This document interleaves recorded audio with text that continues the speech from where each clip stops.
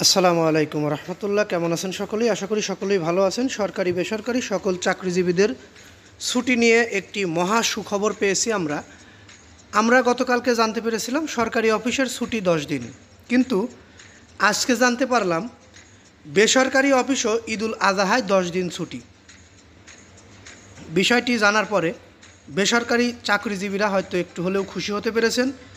ধৈর্য সহকারে পুরো নিউজ যদি আপনারা শোনেন তাহলেই বুঝতে পারবেন। এই নিউজটি কিন্তু জাতীয় একটি অনলাইন পত্রিকার মাধ্যমে আমরা পেয়েছি, সেটি দৈনিক ইত্তেফাক। এটি একটি নির্ভরযোগ্য গণমাধ্যম।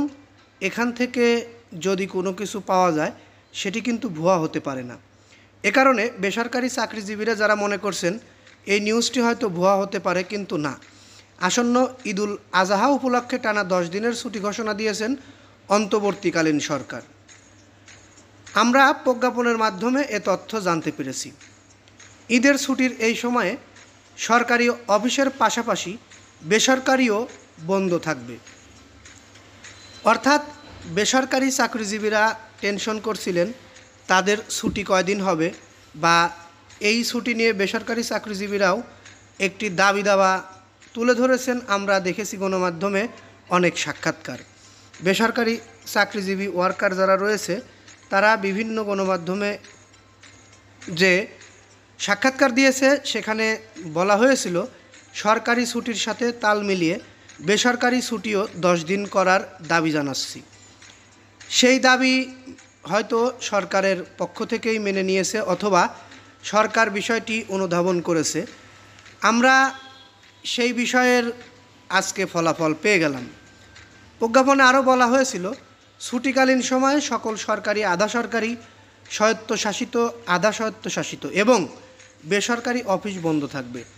এছাড়া সাপ্তাহিক ছুটি 2 দিন 17 ও 24 মে সকাল সকল সরকারি, আধা সরকারি, স্বায়ত্তশাসিত, আধা স্বায়ত্তশাসিত এবং বেসরকারি অফিস খোলা থাকবে। অর্থাৎ আগামী এই শনিবারের পরের যে 2 শনিবার রয়েছে, এই 2 শনিবার সকল অফিস আদালত খোলা থাকবে, শুধুমাত্র ঈদের ছুটি 10 দিন হওয়ার কারণে।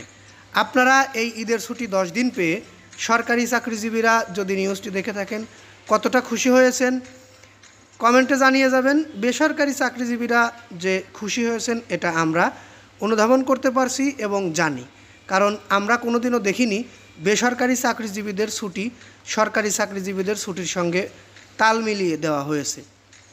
এইবার সরকারের ঘোষণা অনুযায়ী বেসরকারি চাকরিজীবীদেরও 10 দিন ছুটি ঘোষণা করায় অবশ্যই তারা খুশি হয়েছেন। যদি খুশি হয়ে থাকেন তাহলে নিউজটিতে একটি লাইক দেবেন।